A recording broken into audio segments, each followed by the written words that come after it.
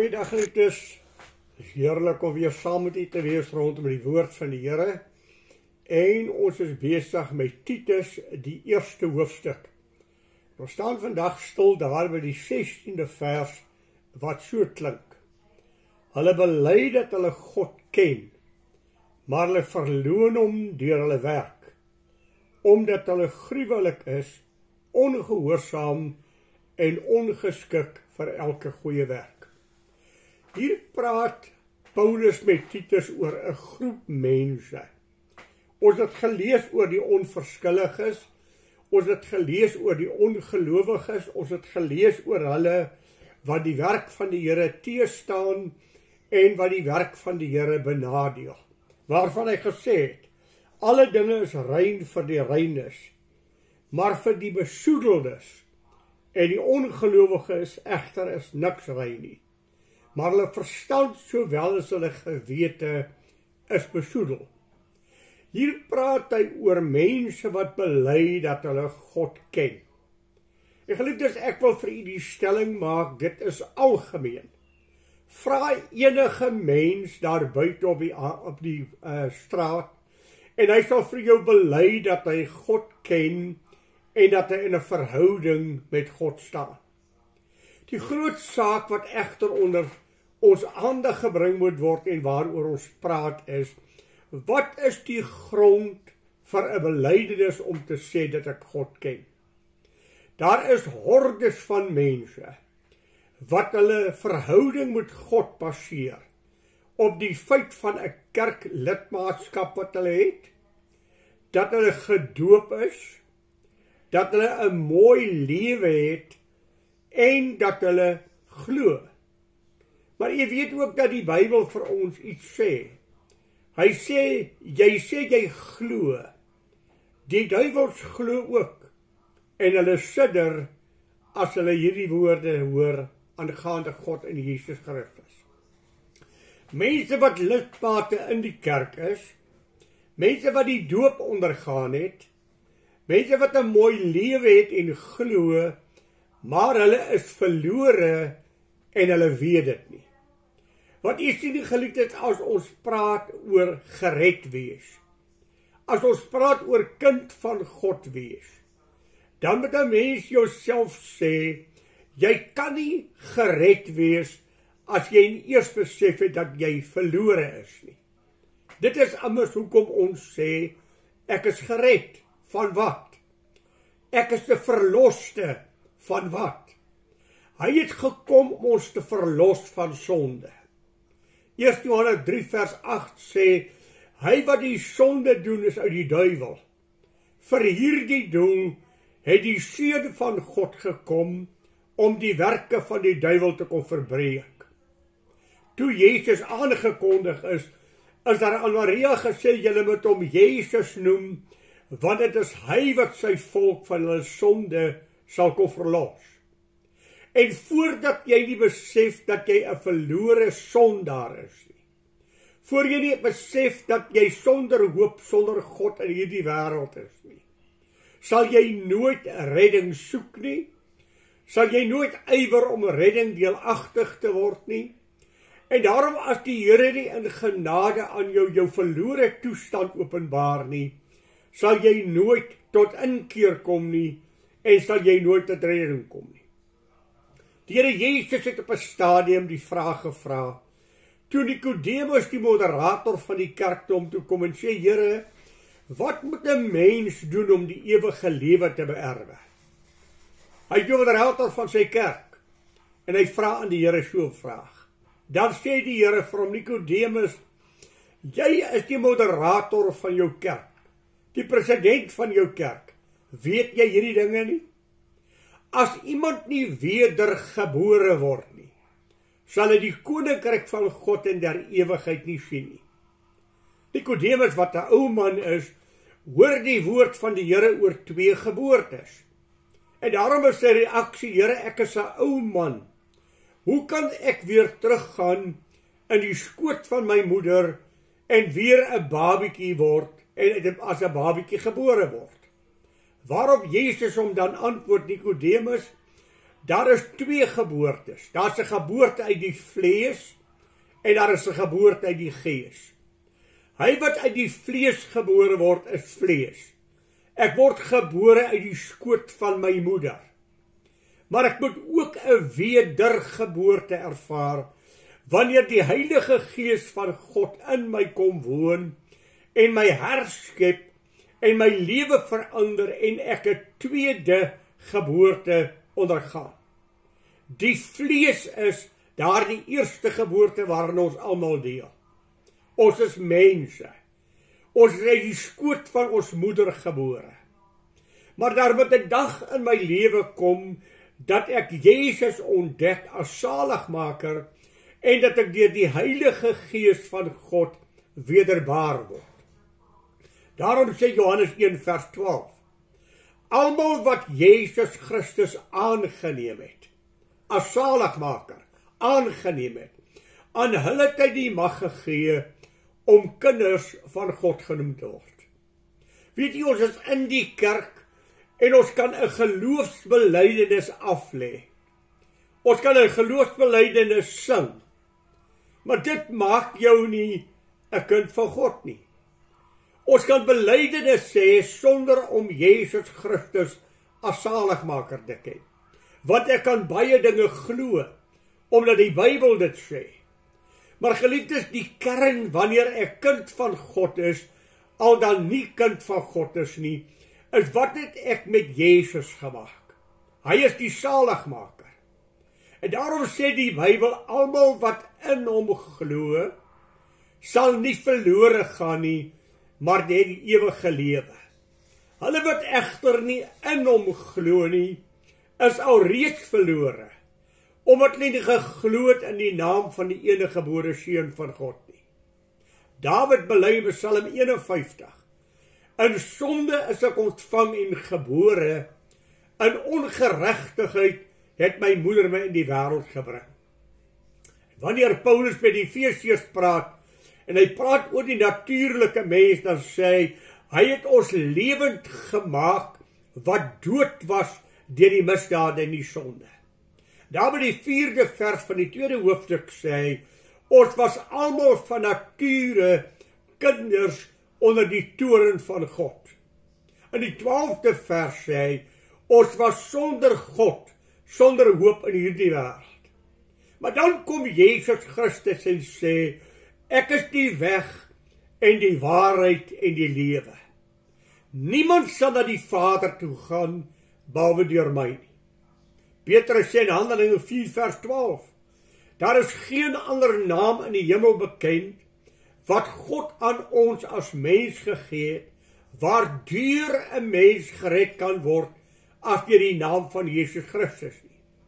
Johannes sê in 1 Johannes 5, daar by die 11de vers, God het ons die ewige lewe gegee, en die lewe is in sy seun. Hy wat die seun het, het die lewe. Wie die seun van God nie het nie, het nie die lewe nie. Ek hoop u hoor, daar is twee groepe mense.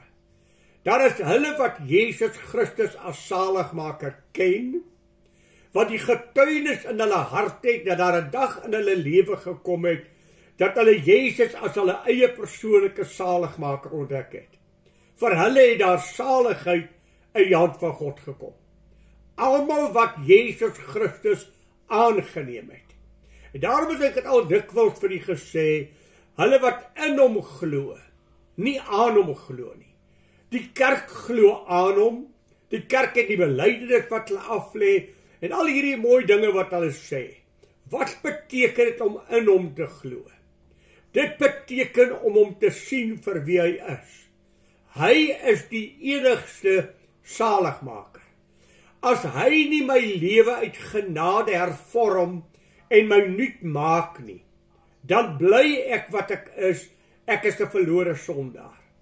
Daarom sê Johannes 3 vers 15 dit so mooi. God het sy seun in die wêreld gestuur, nie om die wêreld te veroordeel nie, maar dat die wêreld deur hom gered kan word. En nou is dit baie maklik om vir u te sê, hoe weet ek dat ek kind van God is?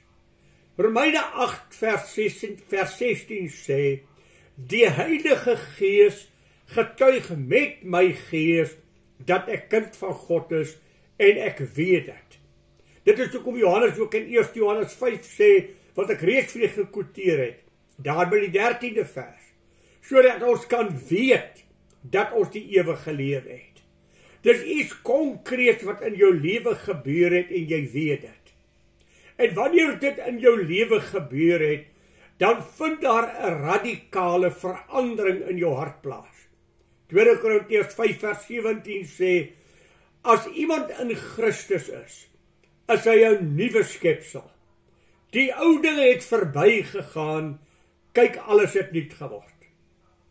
Daarom as ek vir jou 'n vraag vra, waarvan het God jou verlos? Waarvan het hy jou vrygemaak? Jy's al jou jare in die kerk, jy's getrou in die kerk, jy het self ampte in die kerk vervul.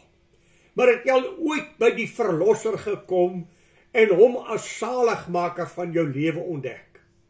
Geliefdes, ek wonder as ek vir u 'n vraag kan vra. Veronderstel u sou vandag te sterwe kom. En hy sou vir jou vra, waarom moet ek jou in die hemel toelaat? Wat sal jou antwoord? Here, omdat ek 'n kerkmens is? Here, omdat ek glo? Here, omdat ek 'n mooi lewe lei? Wat sal jy aanvoer? Waarom moet hy jou in die koninkryk toelaat? Daar is net een antwoord. Jesus Christus is my saligmaker. Jesus Christus het my lewe kom verander en my kom nuut maak. Nou sê die Paulus aan jong Timoteus die volgende woorde. Hulle bely dat hulle God ken, maar hulle verloon hom deur hulle werke. Ek geliefdes, hier is 'n geweldige sterk uitspraak. Die wyse wat ek lewe, sê wat ek glo. Die wyse wat ek lewe, sê wie ek is. As God uit genade vir my nuut gemaak het, dan lewe ek nie meer soos ek tevore gelewe het nie. 1 Petrus sê dit, wat die vorige lewens aanbetref, moet julle die ouë mens wat deur die begeerlikheid van die verleiding ten gronde gaan julle aflê. Soos gehoorsame kinders, moet julle nie julle lewe inrig volgens die begeerlikhede wat tevore in julle onwetendheid bestaan het nie. Maar soos hy wat julle geroep het heilig is, moet julle in julle hele lewenswandel heilig word. Wanneer iemand Jesus Christus as saligmaker aangeneem het, dan het daar 'n verandering in sy lewe gekom. En dit is die vraag wat ek myself moet verander. En myself moet vra, wat in my lewe het verander? Waarvan het God my verlos? Want ek moet besef, ek is 'n sondaar, al is ek ook 'n goeie mens, al is ek ook 'n voorbeeldige mens, dan is ek 'n sondaar vanaf geboorte. Deur die sonde van die een mens Adam, het ons almal sondaars geword. En het die dood tot ons almal deurgedring, omdat ons almal gesondig het. Ja, ek het reeds vir die genoem Nikodemus, die moderator van sy kerk, gaan na die Here toe. Hy het nie vrede in sy hart nie. Wat moet 'n mens maak om die ewige lewe te beerwe? Paulus, daardie voortreffelike man, wie se geskiedenis en agtergrond u kan lees in Filippense 3. Ongelooflike belydenis. Moet op die Damaskuspad ontdek dat hy's verlore. Want die Here sê vir hom, Paulus, jy sondig teen my. Jy vervolg my. Paulus vra, wie is u wat met my praat? Hy sê, ek is Jesus, wat jy nie ken nie. En dan bely Paulus op Filippense 3. Dit wat ek gedink het wat vir my waarde is. Al hierdie geestelike milieu waarin ek was, en hierdie geestelike dop waarin ek was, 'n fariseer uit die fariseërs, uit die stad van Benjamin. Al hierdie pragtige dinge wat waar is, was as dit ware drek, was as dit ware weggooi kwaliteit, want ek het Jesus nie geken. En die oomblik toe ek Jesus Christus leer ken, toe besef Ek was besig met dinge wat geen waarde het nie. Geliefdes, jy kan God alleen welbehaaglik dien, as jy hom dien soos wat God sê. Jy kan God alleen welbehaaglik wees, as jy doen wat Jesus Christus jou beveel het, en God het aan ons die ewige lewe gegee, en God het vir ons gesê, jy sal dit net in my seun vind. Daarom het Jesus gesê, ek is die weg, ek is die waarheid, ek is die lewe. Niemand sal na die Vader toe gaan behalwe deur my. Daarom het hy ook gesê, baie sal in daardie dag vir my sê, Here, Here, het ons nie in u naam duiwels uitgedryf nie? Was ons nie deel van u kerk nie? Is ons nie gedoop nie? En al hierdie pragtige rites, en hy sal vir hulle sê, ek het julle nooit geken nie, gaan weg van my. Daarom is die vraag, nie bely dat jy Jesus Christus ken nie, maar jy werklik Jesus Christus in jou lewe ontvang het, dat jou lewe verander het, en dat jy in 'n verhouding met God lewe. Daarom die geweldige woorde. As ek en u vir 'n oomblik daaroor dink, geliefdes, daar is leraars, daar is dokters, daar is professors, wat al hierdie teologie studeer het, wat die eksamens deurgekom het, wat op kansels vandag staan en die woord van God verkondig, en hulle ken nie vir Jesus Christus nie. Die professors op universiteit, van hulle wat bely, Jesus is nie die enigste verlosser nie. Die Bybel is nie geloofwaardig dat jy dit kan glo nie. Die maagtelike woorde is fiksie. Die Genesis verhaal het nog nooit bestaan nie.